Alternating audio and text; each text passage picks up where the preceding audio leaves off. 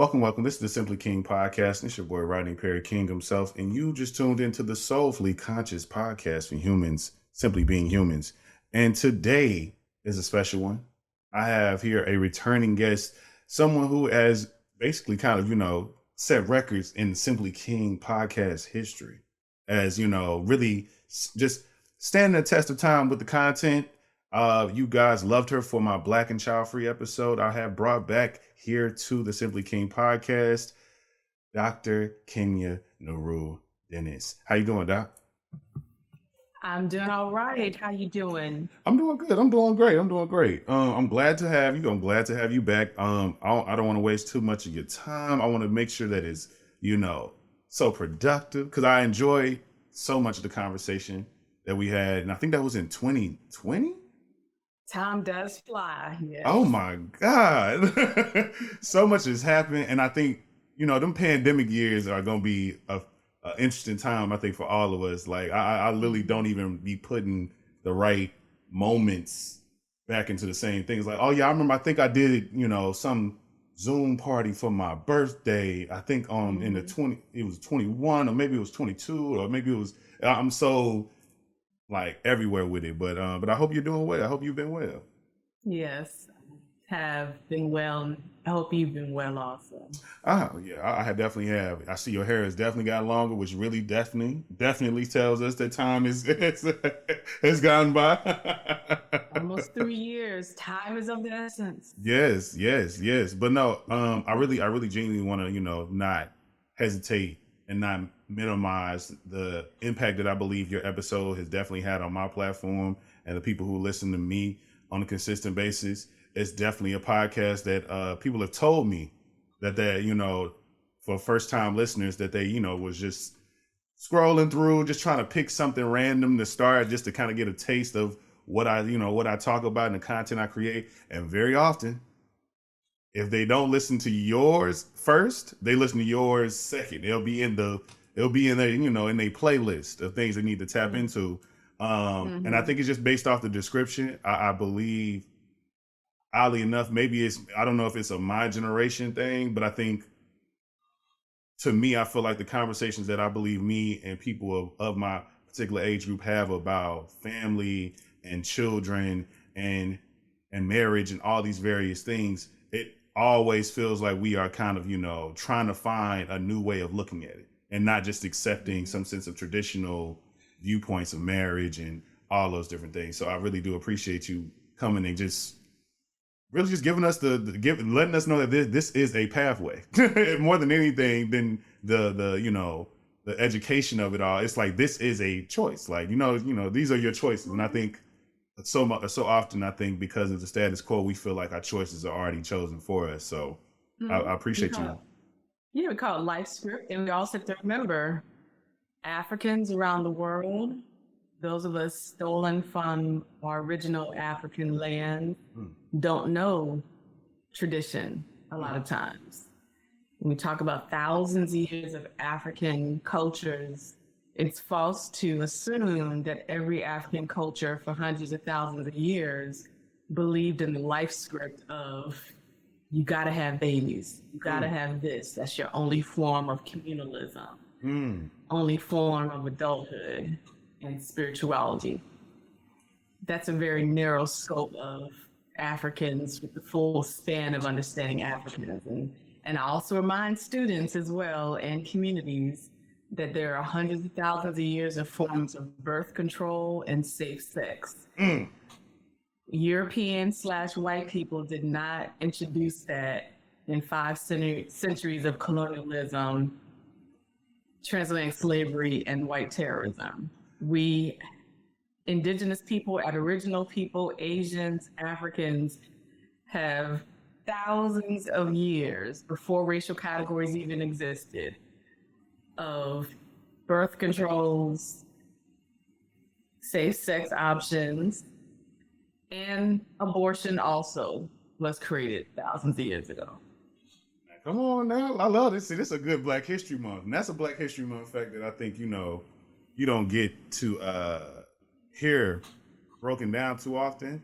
And it's one of those like aha moments, like, you know what, how long have we, when did that come out? Like, it's always just been around and existed in our lives. So it's like, who made that? Who was the first to make that? Or who the first to think to do that? And what was happening prior to the fact, or what's going on really, truly? Because it, contraception in so many ways definitely feels like a futuristic idea in so many ways. Like, just thinking about how many people had children, how many people had really large families and things like that in the past compared to now. Because I feel like everyone who was born in I feel like all adults that I know that are born in the 60s, majority of them have like siblings. And not too many of them were like only children. And a lot of them had a lot of siblings. Like my mom, myself, is the oldest of like 7. My dad is the youngest of like 7. And he's and it's funny because they're really only like a few weeks apart from each other being born. And he's the youngest and she's the oldest. So that's like, just to kind of think about it that way, it's real interesting. But I appreciate you. I really want to catch up with you as well, and wonder kind of, exactly, how has the past 3 years since we last spoke really been for you? Is there, any particular research that that you have been working on, or any particular, findings within just with the work that you do that you kind of, would like to speak to? Yeah, so the past 3 years, I've had family tragedies in terms of the death of my brother and nephew and other family members and friends. And none of them died from COVID. It's other health issues, suicide, and life tragedies. And so this is why I also remind Black people that we're not immune to health issues. We're not immune to mental illness. We're not immune to suicide, substance use, alcoholism. Most people, including most Black people / Africans, have substance use issues and health problems on both sides of the family. And that's a very important thing, because when we highlight as Africans, a lot of times as Africans, we pretend that we're countering oppression by being empowered to pretend perfection. Like the only way to counter the oppressors is by saying, we understand herbs and agriculture, and pretend that we're just pure people who never had diseases and illnesses before the Arab colonizers showed up and before the European colonizers showed up. So that's something I always highlight. Black folks are really good at keeping secrets. Most Black families don't share health issues. True. So if you decide to go to a doctor yourself, you've got to do your own family history. And I don't want Black people having to pay these DNA test companies to do a family tree.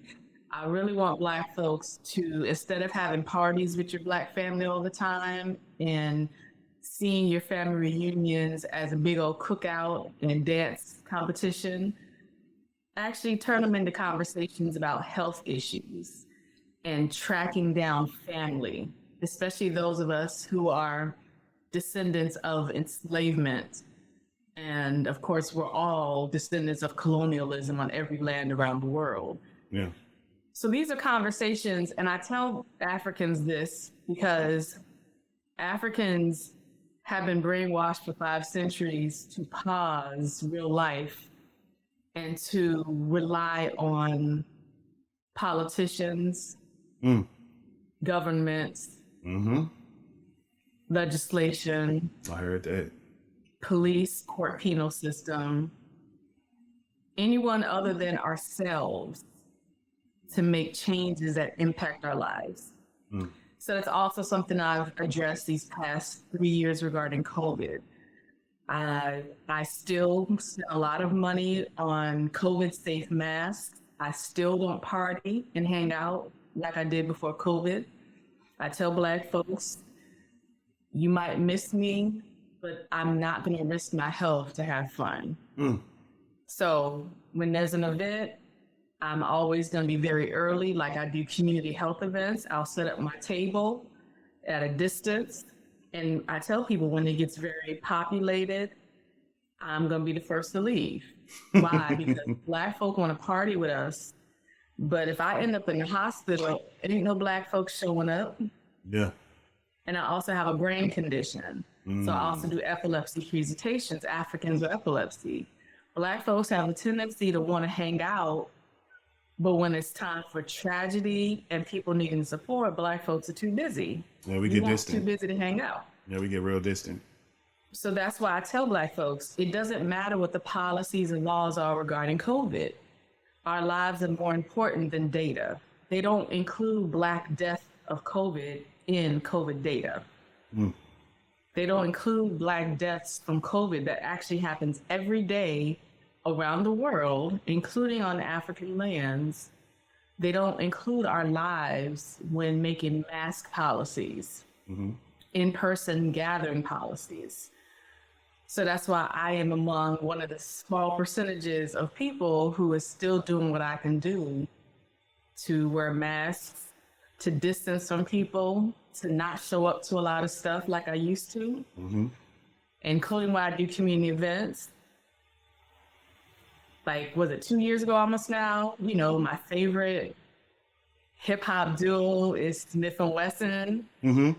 I tell people, I'm gonna get there before everybody else. You still setting up the stage. Why am I there first? Because I already got their greatest hits in my car. I just came here because I'm here. They might be walking around. I'm gonna be here for a couple of hours. If they not on stage, I'm good because again, their greatest hits in my car. Right. I'm not gonna jam to Smith and Wesson. Smith and Wesson, then we do it like let's get it on, and then go home. The next day I'm coughing or whatever from COVID. Right. It's just not that crucial. So this is just something that I've captured more and more the last 3 years. I have my colleague, including my best friend, who's a colleague at another university, who's also done some research regarding COVID and Africans, which means Black folks all around the world. And we're highlighting some factual information, including when certain African cultures will say they have the lowest COVID rates. I still want to highlight lowest COVID rate still means that there are Africans dying from COVID. So, I mean, how will you feel if your family members' deaths are considered minute because it's still low in the rate? Like, it's not that bad. It's not that bad. Your family member died, but It's all right. It's not. They're not in a greater number. Yeah, and Black folks get mad if that happens to us when it comes to police brutality. Yes. When it comes to maternal care. Yes. When it comes to childbirth. Yeah. When it comes to the representation in incarceration. If people said we're not represented in that, we'd speak out about that. So I just really want our people to understand this is happening with COVID. So I don't, anyone who's read what I've written about vaccines and masks these past 3 years on social media will know that I don't preach about getting vaccinated. I preach about African freedom. And that's freedom based on knowledge, not freedom based on conspiracy theories. It's freedom based on research. And I don't believe in joining a cult. So a cult is any collective, including religions, that tell you not to do something. Why? Because they said don't do it. So if you're someone who still believes in wearing a COVID safe mask, not hugging folks, and maybe even getting the vaccine, that part is 100% up to you, based on your research. If that's what you believe, because you know that you have a health condition that makes you more susceptible to not only catching COVID, but dying and possibly bringing COVID back home to your family, do that. It don't matter what that cult says about you. And I'll shut up right there.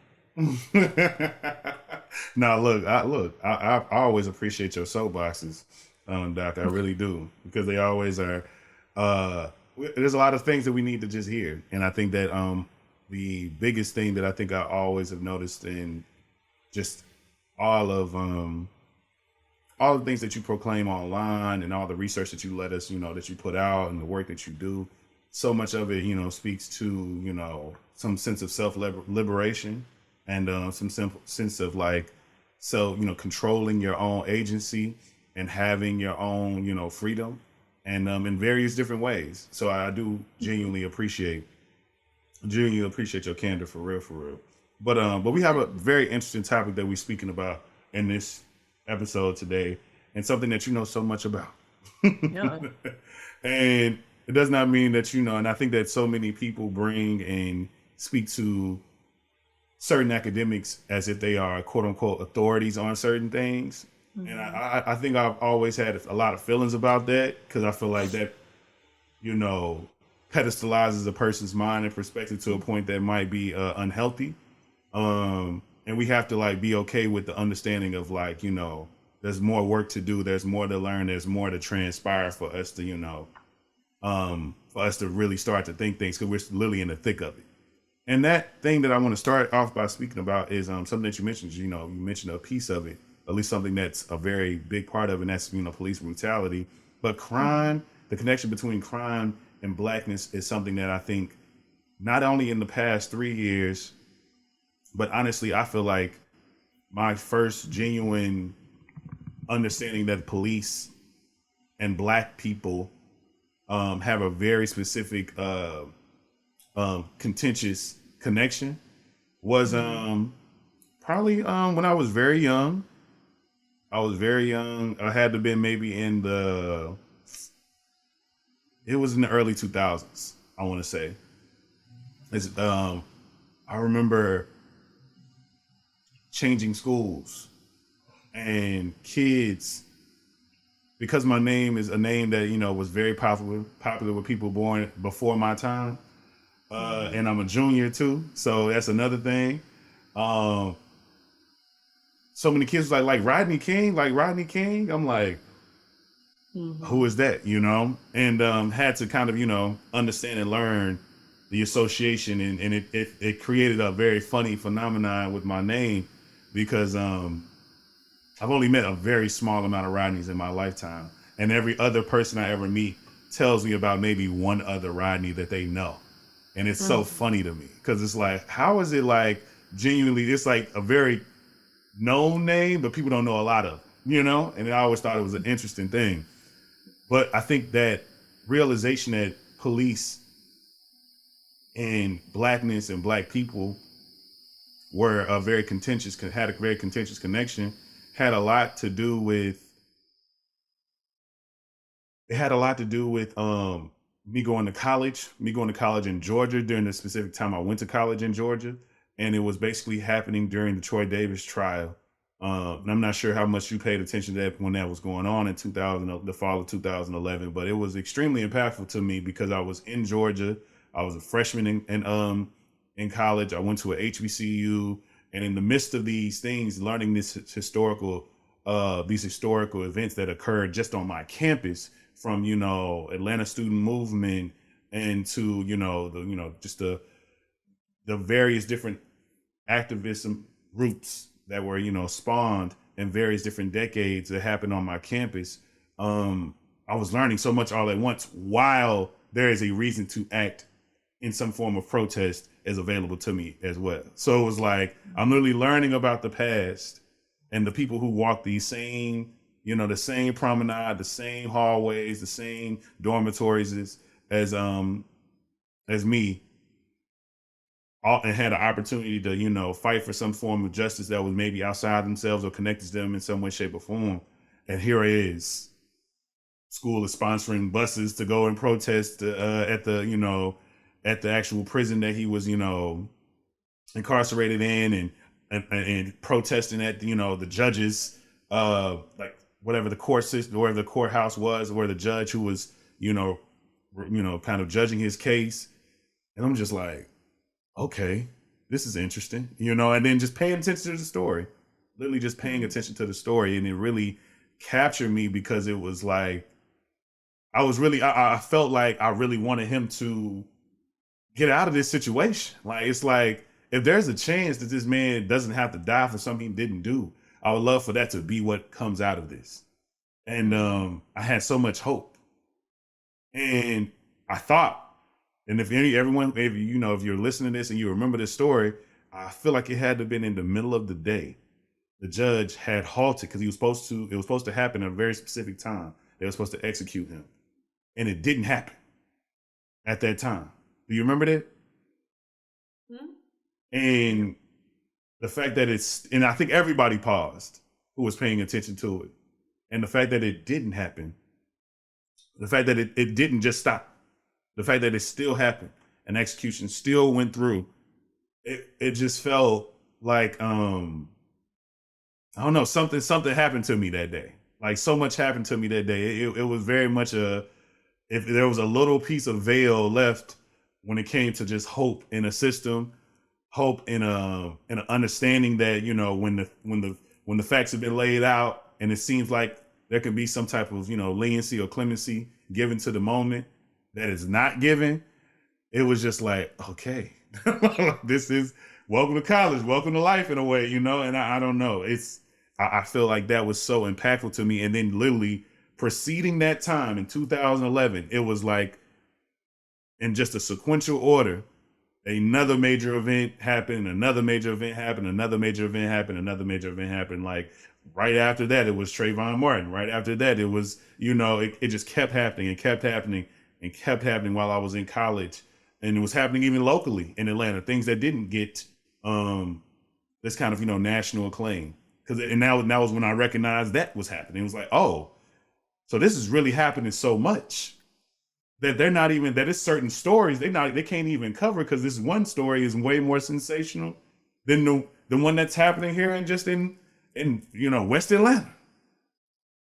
And so it's like, oh my God, so if it's happening here like this, my mom is calling me telling me about a guy I went to high school with just got shot, and I'm okay. So it's all around the world. And long story long, in introduction to the topic is as long-winded as I always am, but I felt like I needed to tell that anecdote because I think that everybody has a story like that. I think everybody has a story to where, you know, they've directly been, you know, faced with the, you know, if not just by way of kind of, you know, police interaction, obviously, have seen how this impacts the community as a whole, and what it does to us, and how no matter how much of it happens, so often it still stings. It still affects us. But you know, I would love to know kind of, you know, what do you believe this really kind of does to us from a social context? You know, just that the fact that this, you know, connection between, you know, just crime, the police, and Black people has forever been this contentious thing. And I think a lot of people can understand the history of that, but I would love to know kind of what that really does to us from a social context. Okay. So I will say that Black people have been trained for centuries to not notice anything until it's announced to Black people. Mm.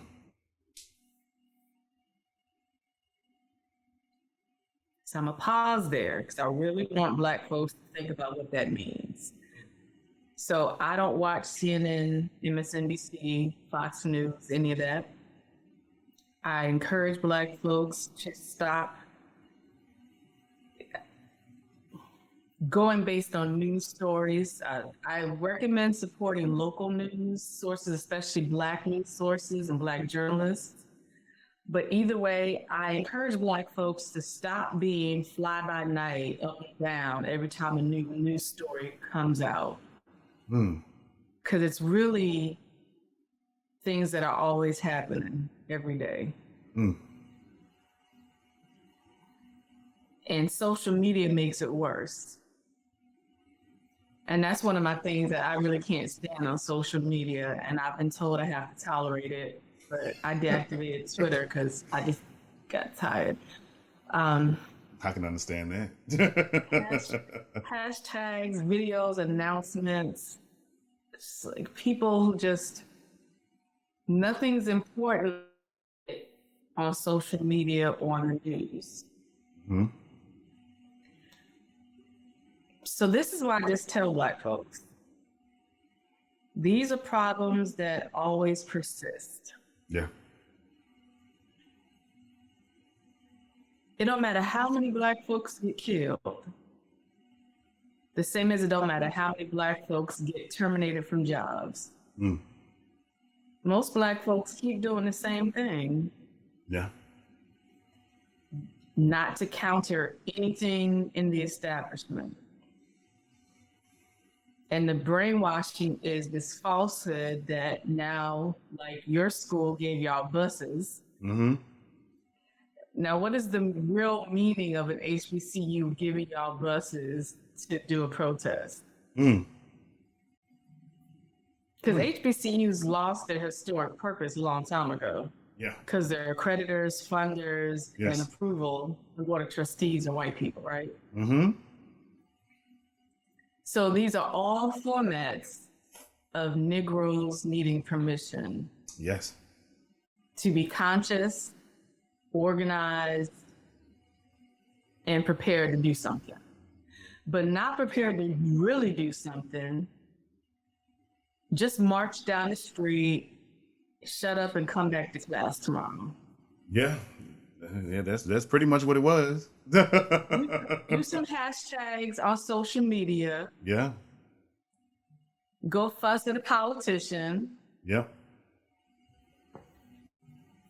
But trust the Congressional Black Caucus that they truly care about you, in addition to their salary that they always get no matter what they do to you. Mm-hmm. Vote blue no matter who. Vote or die. Yeah. Without actually having a conscious understanding of the fact that every politician in every political party is going to do what they do to you. Mm. It doesn't mean not to vote. It means that Black vote needs to be based on Black research and an understanding of what it means to demand financial audits and evidence. Don't ever trust the whitehouse.gov giving you a list of what a president has done for you. The credibility when it lists Biden's accomplishments are the same credibility as when it lists Obama's accomplishments, and the same credibility as when it lists Trump's accomplishments, Bush's accomplishments, and every president. Mm-hmm. It gives you a long list. And particularly for Black people, because they know that most Black people are told to just be loyal and to not take the time to read. Which also connects to when they think about books being banned. What do I think? Nothing. Why? Because the purpose of Black families, Black communities, and Black collectives is for us to get our own resources. We literally have Black bookstores, Black libraries. Yeah. We have Black folks' basements that we have hundreds of thousands of books that you won't find anywhere because non-Black people keep our books out of these places. Yeah. So I don't need y'all to give anyone permission to have a book, because my brothers and I were taught by my Black educator parents in our Black schools. We arrive with our own books. Mm-hmm. What you gonna do? Mm-hmm. We arrive with knowledge so that Black children learn that Africans have thousands of years of theories, as do Indigenous, as do Asian populations. Black folks have theories before critical race theory and before intersectionality theory in the 80s. Mm. So I say all this in response to you because we're going to keep being outraged because they're going to keep doing something to harm us physically, mentally, financially. Because they figured out over 5 centuries that they really don't have to do anything. Yeah. Because most Black folks have learned to just chill out until it's time to be outraged, do the outrage for a little bit, throw the outrage at the politicians and say that they're going to do some changes. True. And then go back to chilling. And that's the routine, those of us who don't do that routine, we're seen as unruly, unprofessional, divisive, disobedient, non-collaborative with Democrats, intolerant of Black politicians, because we don't go with the spook by the door. You know, Work this with notion us. that's counter to what Dr. Anna Julia Cooper said, it's counter to what Ida B. Wells said, counter to what Dr. W.B. Du Bois said. It's counter to all these Black folks who've explained the dueling processes. Instead, Black folks want to talk about white people's terminology of code switching and imposter syndrome. Why are you talking about white people's terminologies of code switching and imposter syndrome when we have centuries of Black folks explaining this process that's complex, but that we know how to do it? Why are you allowing white people to tell you that you're confused, that you're desperate, that you're an ignorant people? White people of every socio-political affiliation around the world think that Africans are a stupid collective of people. White people who are considered radical, revolutionary, are the ones who consider themselves our saviors because they consider us an ignorant collective of people who know nothing. We don't come from sciences, mathematics, knowledges, arts, and literatures for thousands of years. Instead, they see us as a group of people who were discovered on open land, scratching our booties, and it was white people who arrived to give us something to read and write. So yes, police will keep beating us. Yeah. Why? Because schools will keep mistreating us. This entire process is going to keep happening because Black folks will keep the routine taught in religious institutions, taught in schools, taught in political realms. Black folks are celebrating Michelle Obama. She ain't saying anything profound, but they're doing the routine of you do just enough and you celebrate the just enough. And you celebrate becoming wealthy from the just enough. That's a big part right there. Well, and that's why I tell people when we talk about issues of exploitation, that's the exploitation of labor. Because I do believe a lot of Because people believe that's the way. Yeah, I mean, you're not becoming wealthy by investing in something that can benefit the aggregate. So when people talk about former President Obama and what he did for Africa, hello, he balanced that with the money that they gave to AFRICOM, the monies that they gave to the military, the 1033 program. So it's the same process globally that they do to Black people locally and nationally. They give a little bit that's tax deductible depending on with what organization it's given. But then they keep the funds in police departments. Black folks are told to now do some community programs that are funded through police departments. So think about what that means. Your programs are funded through your tax money. Because again, it's your tax money. So you're basically paying for your own programs. And you're celebrating police departments doing basketball tournaments, fish fries, and other stuff. So you just fussed about that police department beating up somebody or killing somebody, but now you good that your taxpayer money is used for that same police department to host a Black community cookout. And the worst is when they send the Black cops out there. Some of them who grew up in that neighborhood. You gotta relate, gotta relate to the peoples. Yeah. Like I spent 10 years collaborating with law enforcement. Oh yeah. And there's a difference between being a good person and being a good cop. There's no such thing as good cops. Break that down, So, because that's definitely something that I think is interesting. Because I feel like so often Black people as a whole believe, some people just kind of just stay away and try their best to kind of really never come into contact with anything in terms of anything police related or just anything within the quote unquote system. But you have some who create a different narrative in their minds about like, well, what if I get a part of this? Like, I'm a good person. I think I'm a good person, the person that I am right now, pre making that choice.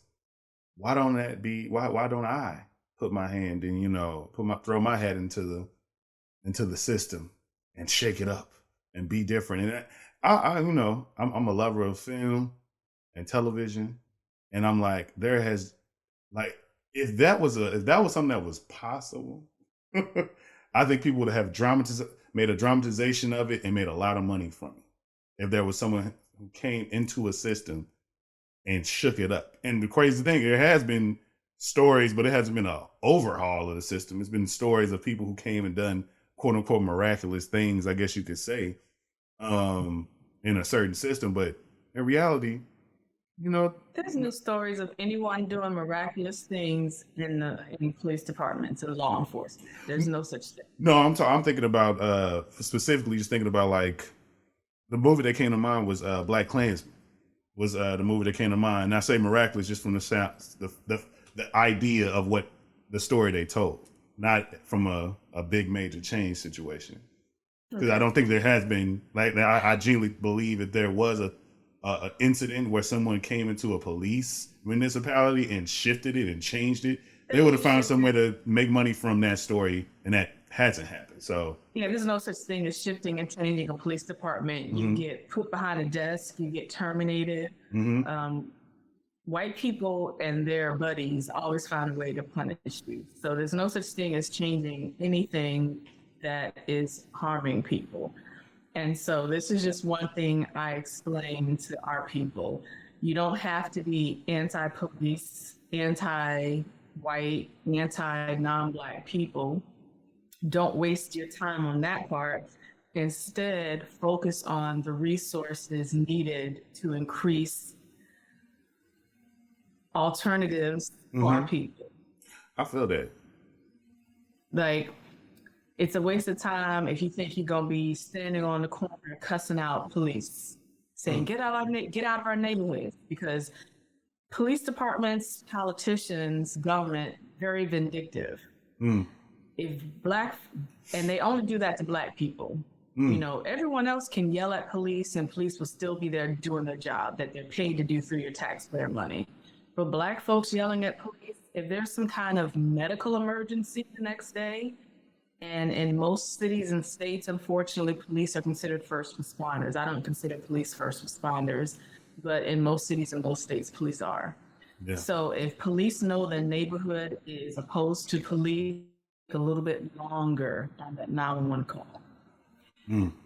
Police are very vindictive, particularly for Black people. Yeah. And so this is just one thing I explain. So instead of wasting time thinking that cussing out police departments actually does something productive for our people, instead see what can you do with your money and time to collaborate. And Black folks are doing this locally, nationally, and globally. I tell people, Black people are the only people who really don't know how to collaborate with our own people. Man.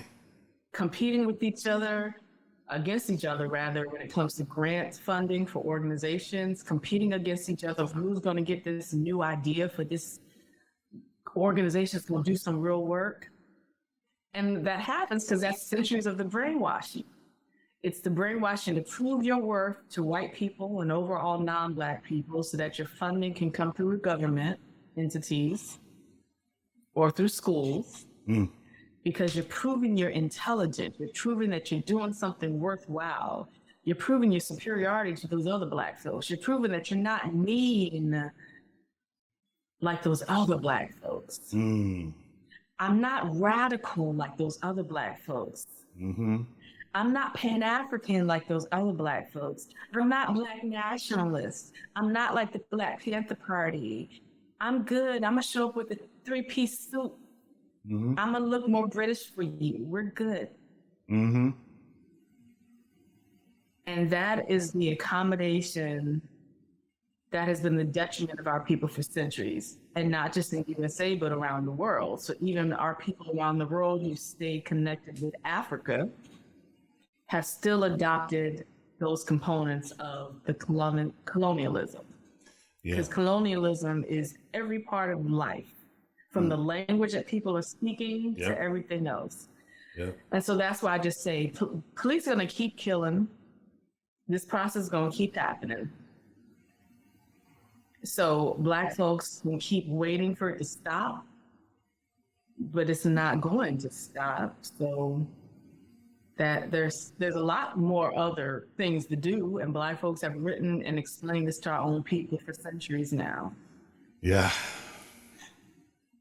Yeah, I think that I think the most intriguing thing to me is that I think we have to, and I said this in a post on TikTok about, and it was speaking to kind of Black-owned businesses, is that, okay, I get it, y'all.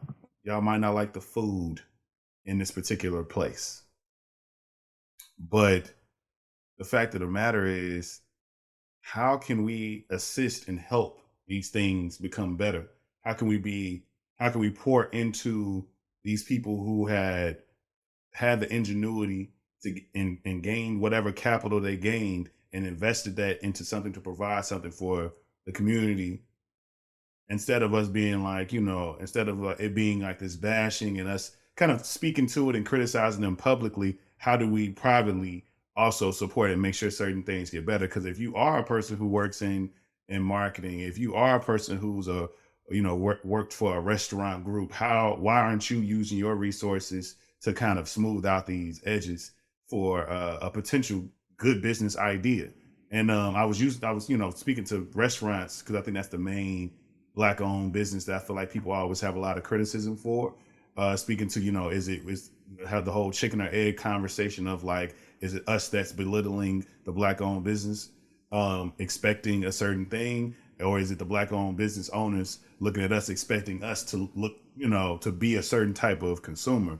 And it's kind of like, to me, it's like the fact that even exists speaks to the inability to collaborate in a more healthier way. Because I feel like even then, I was like, I know someone who literally creates like systems, and I believe that we can sit here and see the issues. We're all saying a lot of the same things from an aspect of food quality and food safety, to a standpoint of customer service and training, from a context of just from a hospitality context. Like, how do we make that into something that fits into our culture, into who we are, and so we can continuously patronize these businesses, and that there isn't a animosity for Black people coming and patronizing their business because we have so much to say about it.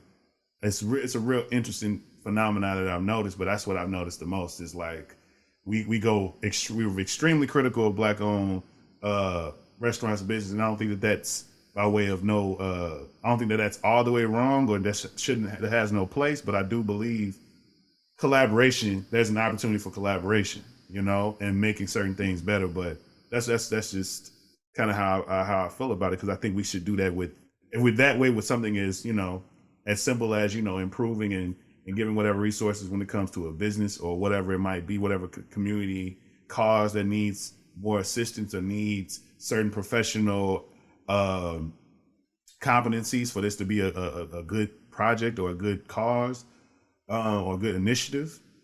That's the same thing we could do with every single thing. It's like, oh, we need more people to kind of assist with the kids who are it's cold in Chicago, it's cold in Baltimore, and it's not only just coats, but the kids are literally they got coats. We need to think about transportation now. Like, some people really don't feel comfortable with what's happening with the incidents that are happening with children on buses. Like, and this is a hypothetical, but I can assume it's probably something like, you know, similar to this, but like a hypothetical situation of that being a community need that people address. It's like there are young children going from If you school don't to mind, whatever. Yeah, go ahead. I just want to clarify. So there's a difference between being a customer and being a collaborator. So Yes. most of my money is spent in Black owned, Mm-hmm. and that's when I donate, and that's when I'm just a regular customer. Mm-hmm. And I intentionally spend most of my time and money with our people. So collaboration means reciprocity. Mm. Customer means I can go into the grocery store, somebody rude, I can bounce and never come back. Yeah. I usually will issue a formal complaint and get a coupon or something. But if you want collaboration and you want me to help you beyond just being a customer, you want me to help with marketing and stuff, you better watch your tone. Mm. You better develop your customer service. Yeah. When we talk about cultural variance, every culture around the world is cultural variance. I agree. We talk about Chinese restaurants in predominantly Black neighborhoods and cities are much more rude than Chinese restaurants in white parts of cities. Oh, for sure. So A whole different aesthetic. Chinese cultures know how to change the tone and the voice when they're dealing with white people. And even white people don't even have more money than the Black people or the customers. Mm-hmm. A lot of times Black people are told, that's just how so-and-so talk. That's just how their culture talk. Again, That's a whole other conversation. Yeah. People know how to accommodate their customer. Very true. That's something that they learn in small business centers. That's something they learn in chambers of commerce. Mm-hmm.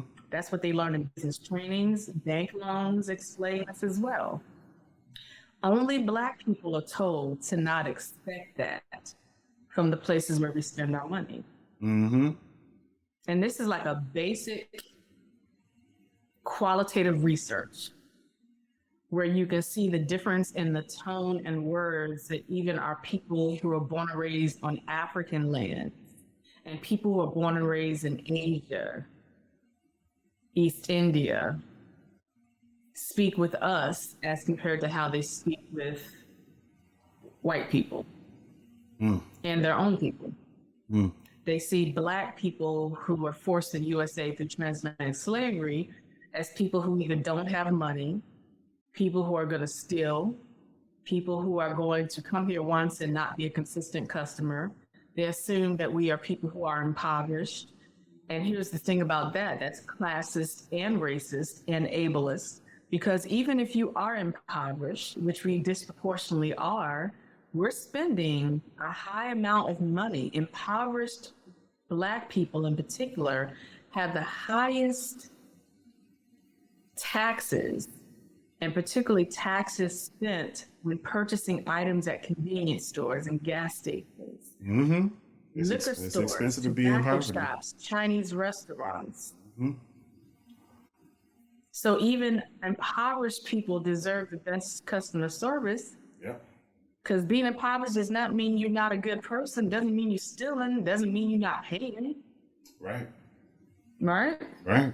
You're right. So that's where the collaboration, I'm a collaborator. Now, I'm first and foremost a community advocate. That's what I spend most of my time doing is in communities. And of course, I lived in North Carolina for 17 years, and I'm from Richmond, Virginia. So wherever I can find Black folks, locally, nationally, and globally, I'm a collaborator, but I'm not a beggar. It's two different things. Mm. When I tell Black folks that I want to connect to improve our people, if I have to chase you around, then that's my deal breaker. Mm. If I have to beg you to let me help you improve your business and reaching our people, then your business is not here for our people. And nor will I change that. And nor will I waste my time and my life doing that, especially for free. Shoot. You said it. So You I sure have said deal it. breakers for all types of people. Yes. I have deal breakers for non-Black people who are anti-Black. I Mm-hmm. have deal breakers for non-Black people who are apathetic about our people and they just think that whatever. And I have deal breakers for our own people As we who should. are accustomed to our people being acceptable of anything just because you're Black. I agree. Because that's also harmful. That's Very. harmful whether it's done by Black families, Black neighborhoods, and Black businesses. Very. We have to understand, again, for centuries, our people have explained that this is how we empower ourselves and each other. It's not for forcing each other into the worst. Because if we're forced into the worst, that's also why Black people are mostly scammed by Black people. And I'm gonna say that again. Black people are mostly scammed by Black people. We're told to not ask questions, not request receipts, not ask for tax deductible, for tax season information, for donations, to not request information to give to our tax preparer. Why? Because Black folks help Black people. Yeah. And I don't tolerate that anymore because I tell Black folks, we can no longer complain about other people harming our people if we keep harming ourselves and each other. If you want to hold on to that, hold on to it, but keep me out of that equation because I will deny any invitation to that party.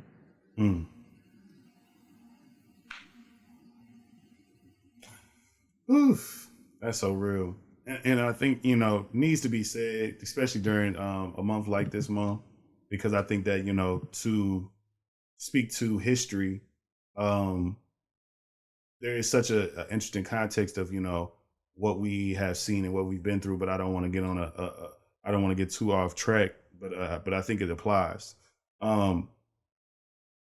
Pivoting only slightly, because we're talking about, the past 3 years, the pandemic not only brought, over a very biological awareness, but I think it also gave yet again another moment of kind of revealing America to be what it has always been from a standpoint of how it sees Black people.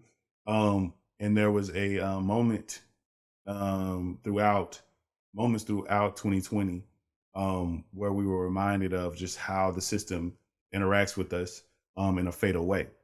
And I think that, to me, one of the biggest things that came out of, the responses from a lot of different people, and it could have, came by way of just, internet kind of, incubating some idea that finally kind of caught and became a viral topic that definitely, certain news media thought to cover and certain politicians thought to, respond to.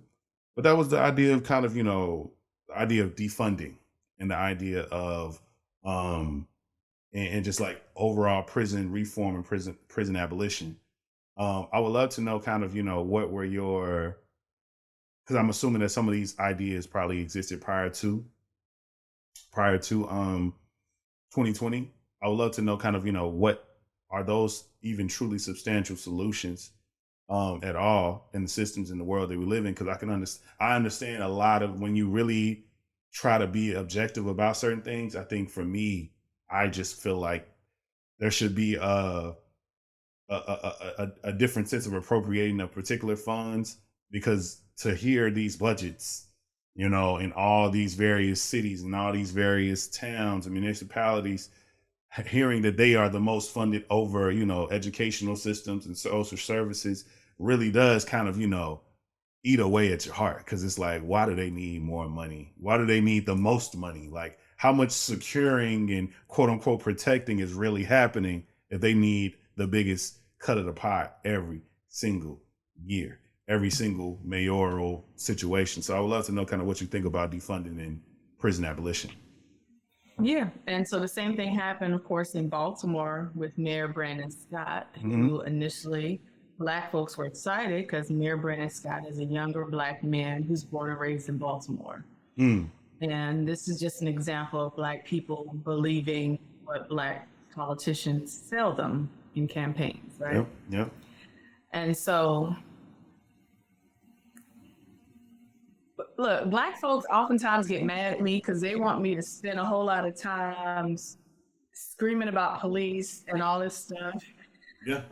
But Black folks, we've done that for more than a century. We've done that since Jim Crow, because that's when the police in the United States of America were formed after Emancipation Proclamation. Mm-hmm. So we have to understand that these are all forms of distraction. So the whole defund and dismantle incarceration has been proposed by Black people for centuries. The way it's presented since 2016 is white people's version. It's the version of white progressives, white anti-fascists, white Marxists, white communists. I always tell Black people, don't join these European white forms of radicalism. We can incorporate aspects of it, but we literally have African forms of radicalism that should not be put to the side to prioritize white people's version, which means you have to learn what Black people have written in proposals to police departments in terms of changes in funding. I've explained for years as a criminologist with a background in criminal justice, defunding police is a phrase used to get attention, but it's actually not a really productive phrase. Really? I mean, catchwords and catchphrases don't mean anything. Like I tell students and people in communities, unless you can explain what this really means and use language to explain it in communities, you're just following the popularity contest routine. It's nothing productive for progress. So defund police phrase is presented as all of a sudden police just gone, no money, bounce, police departments are gone. And that's just not how this happens. This is a process, and the way I present it as addressing 95% of police funds being redistributed to where they should be in the first place. Schools, community health resources, community learning spaces like libraries, bookstores, job skills, workforce. In other words, defund police needs to be better described as to what this means. Because when you pretend that Black folks don't need anything, like we don't need any emergency services. Well, police already want to believe that. They already don't want to help us. They want to patrol us. And they want to put helicopters over our parts of cities. And they're proud about the helicopters. The white man that owns the helicopter company is making a lot of money from that, in Baltimore included. So this is why I just tell Black folks, you've got to explain in reality. You've got to use a realistic version. It can't just be conceptual and theoretical. It can't just be an idea. In real life, what does it look like when we reduce police funds? Okay. We're saying that police never deter crime. That's never been the case. We explain that in criminology and criminal justice all the time. People get murdered right in front of police. People steal cars right in front of police. People are selling drugs right in front of police. True. Police are selling drugs. Police are murdering people. That's what's going on now with the 5 Black police officers. And criminologists have done research about Black cops being the most brutal cops for years. Why is that done? Because when police departments say that they'll change if they become more diverse, they're not changing policies and practices and how they do trainings. Instead, they're disguising their abuses. So that you can blame the Negro cops instead of saying the problem is police still. Exactly. You'll blame the LGBTQIA cops instead of saying the problem is police still. Exactly. That's the design. So that's why I was explaining getting rid of incarceration, that needs to be more clearly designed. I do not support prisons. I do not support juvenile facilities, but I also do not believe that there's a 100% way to not incarcerate anyone for anything. So for my criminology and criminal justice classes, I always give different examples, and I ask students to provide honest feedback. And what always happens, and I've been teaching this for 18 years now, is that when it comes to drug possession, drugs dealing, people are like, oh, that's nothing. They should not be serving time. When it comes to things like stealing cars, like some kind of property issues, and certain forms of violence, like fighting, altercations, people can be rehabilitated. We bring people back into society, give people support groups, mental health counseling. But then when I raise the topic of domestic violence, sexual assault, rape, child molestation. What do they say? I also use examples of serial killers.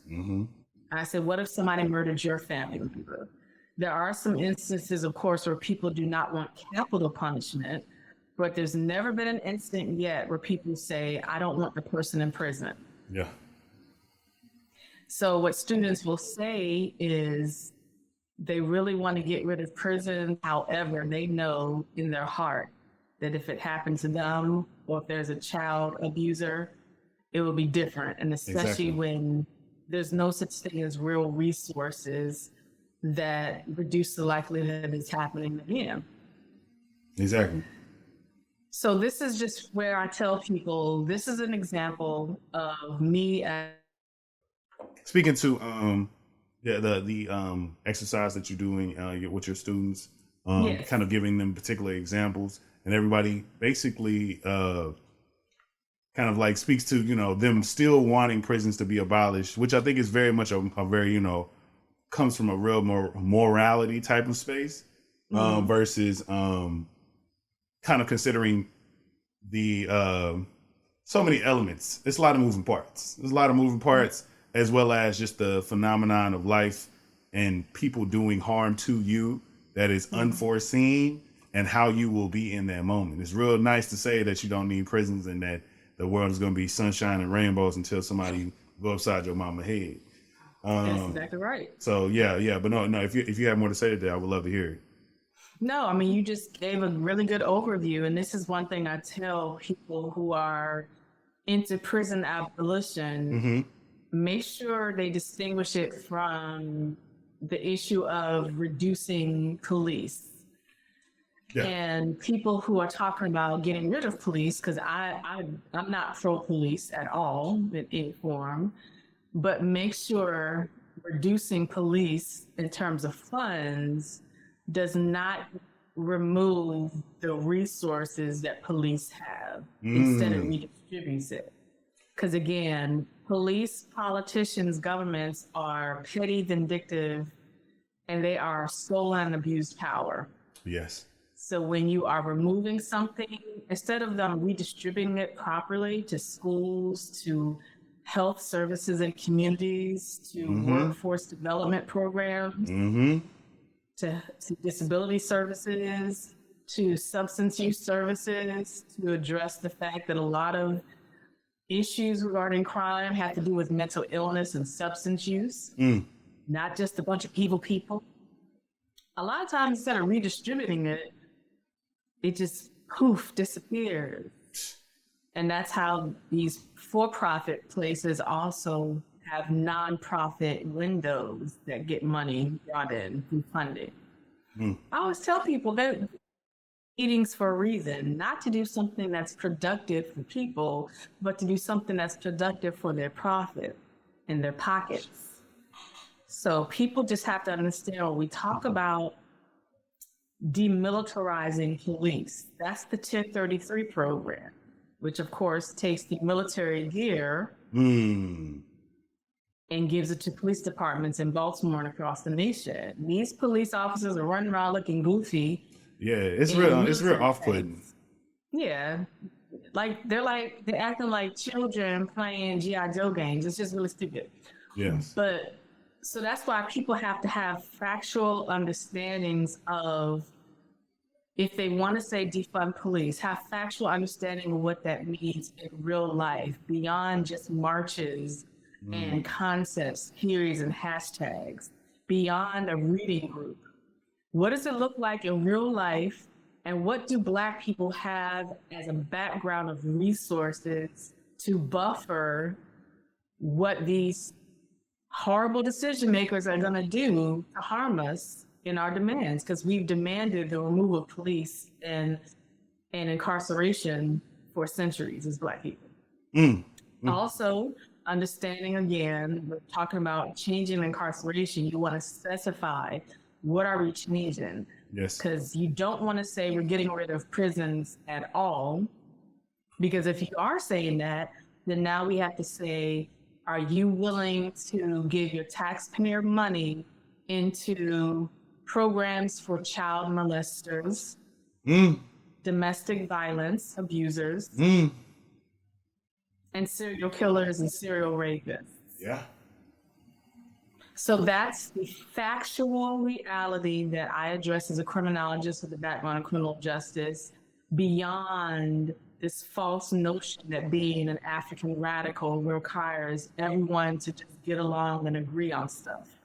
That's not how humans have done for hundreds of thousands of years. And you know, that's such a good point to make. Before I get to this next, to I guess my last question to you is like, I think that there's an interesting, you know, we were having this conversation in Black History Month, and I think there's an interesting romanticization of Blackness that I think is so intriguing. From a context, kind of, you know, thinking about what you said earlier about there being things that existed prior to European and Arabian interaction with so many different, you know, African people throughout antiquity and so many other parts of history. But like also too, like we fought wars, like we had major conflict over resources. We like these things are not just things that came out of nowhere, you know. And I think that very often people romanticize the, you know, it's very much the we was kings, you know, idea of it all. It's like we all had 40,000 acres and 10,000 mules. We had about 10 or 11 concubines. We was all good. It was gold, Mansa Musa, no periods, no crime, no no violence, no force. And we was levitating. We was levitating. We was moving pyramids with our minds. All of this is happening all in the same timescape. And it's kind of like, okay, y'all, like it's not a factual depiction of Africans for thousands of years. Yeah, like it's okay. It's okay that we can go back in history and find just the overall, you know, examples of true humanness. And humanness is not based in this high morality point. Like life happens, resources happen, things unknown occur from, you know, if you do depend on a particular livestock in a particular area, that can just be depleted by things you don't even understand. There's natural things happening. There's a whole sinkhole happening that has depleted that water source, killing out this livestock that you depend on. And that's just the scenario that you just might not even notice because you're not in nature in that way. You're in nature in that way of intervention and interaction, but you don't know what's really happened to this actual habitat. So you have to be okay with understanding like, oh, it's a drought. Oh, it's a this. Oh, we all kind of were fed via the same source. Those things occurred. We were before the colonizers arrived. Yeah. Before the terrorists arrived and forced religions on us. And that's important to highlight because a lot of Africans will say things like, well, we're part of the origins of Christianity and Islam and Judaism. I says, being part of the origins is because when something is forced on you, and Judaism, of course, is listed as it's not the most dominant religion in the world because the colonialism with Judaism is different than Christianity and Islam. But being part of some of the first thousands years happened because of still colonialism, though. Yeah. You know, Yeah. and you can talk about trade and travel during trade, but it's still the colonialism that made these dominant religions on African lands and around the world. So this is why I always tell Africans, it's okay to be offended. It's okay to be bothered. I'm not bothered by people being bothered by me. Would you say the last question I have for you is in the realm of kind of, you know, when we had our pre-interview, you were speaking to, you know, and you brought it up earlier in this conversation as well about, you know, where so many people within our communities could, you know, spend more time doing, you know, instead of just becoming a cop, instead of, you know, getting part of the system in a particular way because you had the notion and belief that you can really shake it up and change it. Get into, you know, pouring into other resources that are genuinely either already shown to be helpful or need to be created, and you believe that you can, you know, you have the wherewithal to make that thing happen. Those preventative methods, I would love to know, what do you think, you know, because I can imagine it, that you've probably thought and discussed with about so many, but the thing that really, really feels like the most impaired, you know, kind of holds the most precedence at this point in time and most imperative preventative method that you believe we need right now? Why has it got to be a competition? Why I got to choose one? Because you know, that could be a whole episode in itself, just preventative methods. But I would love to know, kind of just so that it can be, if anything, that could be a conversation that continues. Like, this is a thing that's we could use right now, and we can continuously build on that. So for me, it's an integration of education, wealth building, and health. Oh. So there are Africans such as myself who are components of all of that. So we do have Africans who specialize in components of all of that. So education is teaching Africans how to increase learning. And the learning has to be based on, yes, we have to play the game in terms of what these schools are forcing us to teach in some ways. And those are schools all around the world where you're learning a select version of knowledge. And the select version is mostly selected by colonizers. And I explain this to our people all around the world who think that they're just learning African knowledge. I'm like, when's the last time you've been to the library? When's the last time you've done library search? When's the last time you looked at the school curriculum? If you think that you're learning even 50% African knowledge originated by Africans, not picked up by Africans, but originated by Africans, and that's another form of convincing that is happening there. Yeah. So that's where the education is, whether it's K through 12, colleges, trade schools, anything. It has to be a form where you're not always obedient. Yeah. And I always have to tell this to Black teachers, Black school decision makers. They always pretend, and I'm gonna say it again, they pretend to be invested in Black learning. But they're invested in their jobs most of the time. Understandable. Yep, that's what it is. That's what it is most of them. And I'm always told, well, no, you just don't understand the process of how it happened.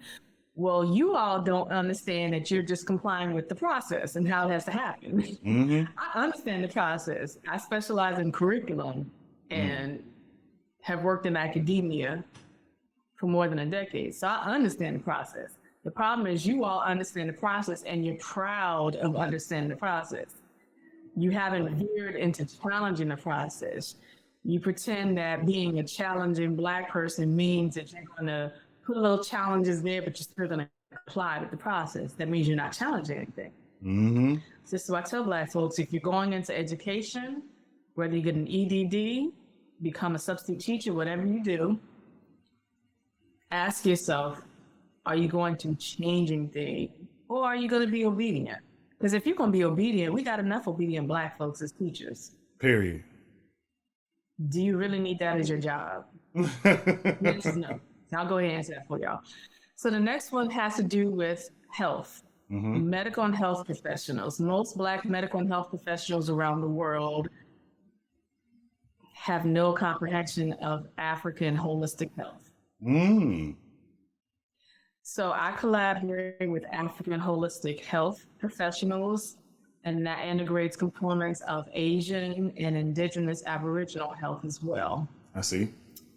The whole idea is to make sure that we try to reduce this prevalence of white people being in charge of Chinese medicine centers, and white people being in charge of yoga, and white people being in charge of stage and insect vaccines and medicines. So the issue of medicine is that we need to make sure people are ready to challenge medical and health academic programs and trainings and policies. So that's the health. Okay, that's the health component there.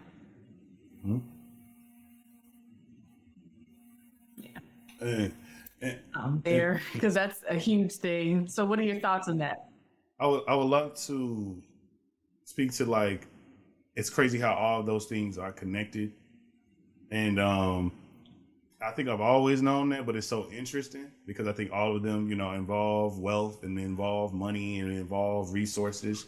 All of them have, you know, their specific issues that are, you know, you can like broaden out and like create even like just trees and, you know, branches and branches and branches of issues from, you know, Black women and how the health system treats them, to Black children and how the educational system treats them at, you know, various levels, to in workspaces, how there is a true, like, almost like you're gonna get to where we want you to get that benefits us as slow as it happens. We're not gonna immediately change your life by giving you this grand position that you could possibly, that you are already showing some competency or could be a, you know, good at, and it could change your life because we're giving you more money to do a particular responsibility.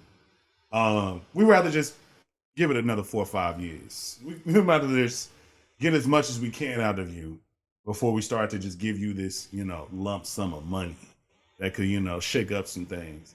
So it's intriguing to me, and I think that is something that is necessary.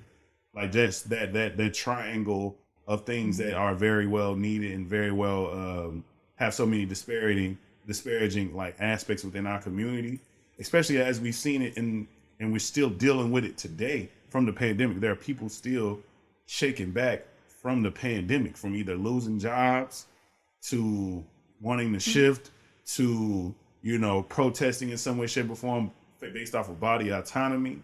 It's so many various things that people are still dealing with to this day.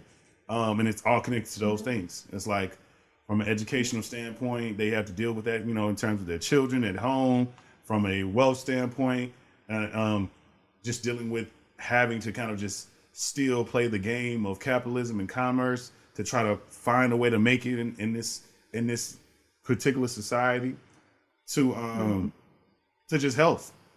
How to me, and I think that's why I'm a person who really became a lot better about my wellness prior to 2020, and definitely even more in depth.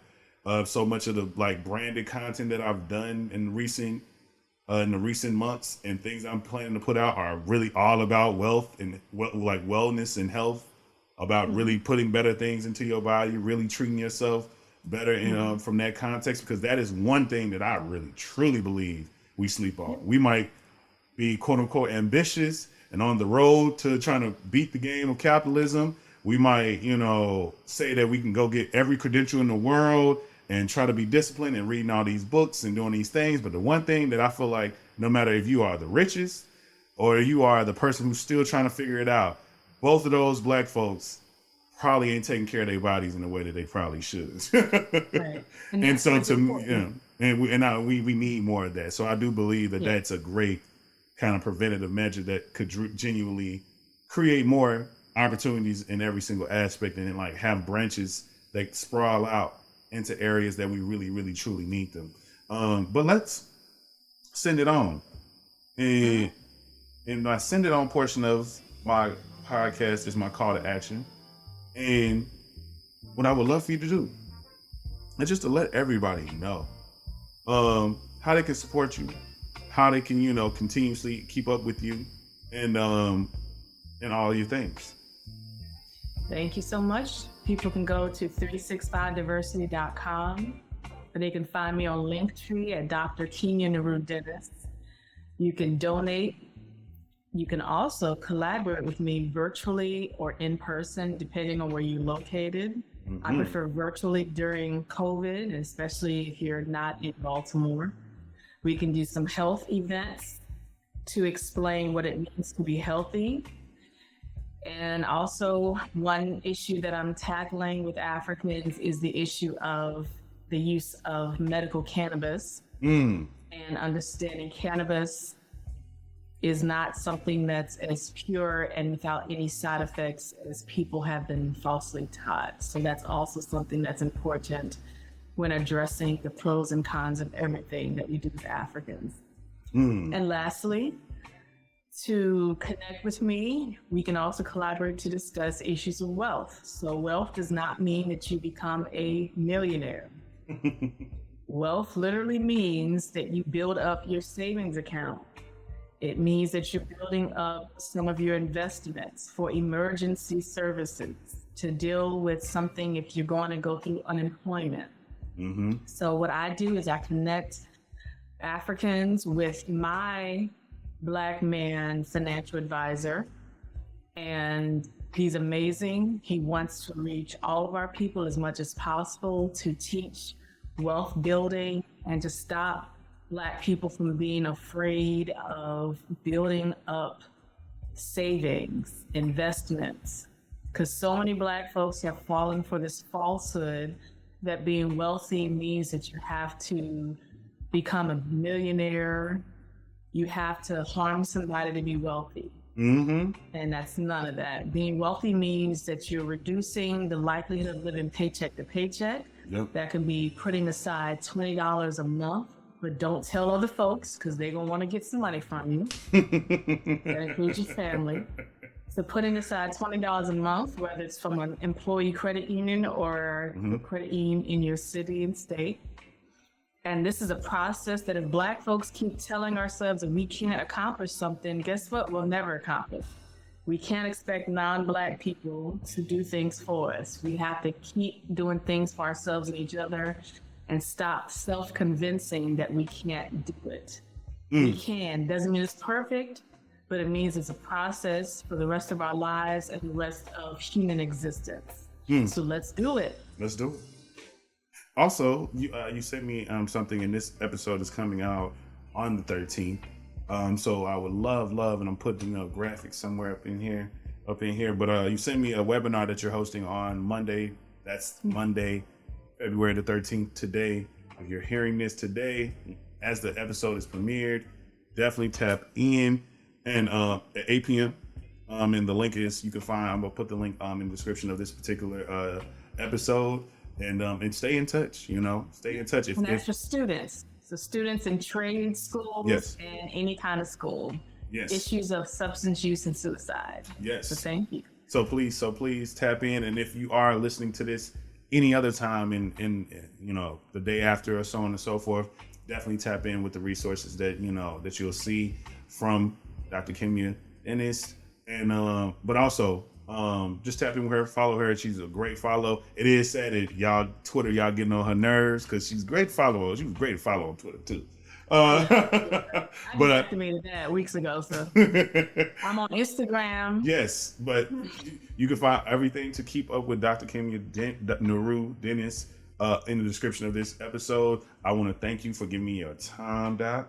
It's always great, and I know that so many words that you say are always impactful, and I always am down for giving space for anybody who is down for just, Black freedom as a whole and what that looks like, and that being something that is truly going to be a process, and a process that could be one that's, obviously labor, but has a very righteous goal. And so I appreciate you. I really appreciate you for the work that you do and the time that you gave me. Thank you. Thank you so much. I appreciate you always. Yes. But no, if you don't know, you should know. You can follow me everywhere at Kings_Memoirs.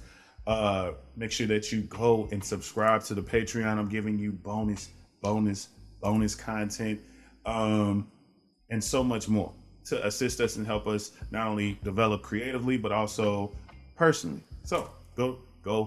It starts off at $5 to subscribe, and there's different levels to have even more fun. So make sure that you follow the podcast at Simply King Pod on IG, and go and like the Facebook page at Simply King, as well as make sure if you need any digital marketing needs, if you are a small business, if you are a new business owner or entrepreneur, or whatever you would like to identify as, you're trying to make some money on the internet, definitely reach out to me for your digital marketing needs. That's at Life is King at www.lifeisking.com. You can check all those things out in the description of this episode. I appreciate you for listening. This has been the Soulfully Conscious Podcast from humans simply being humans. I've been Rodney Perry. This has been Dr. Kimya Nuru Dennis, and this has been Simply King. Peace.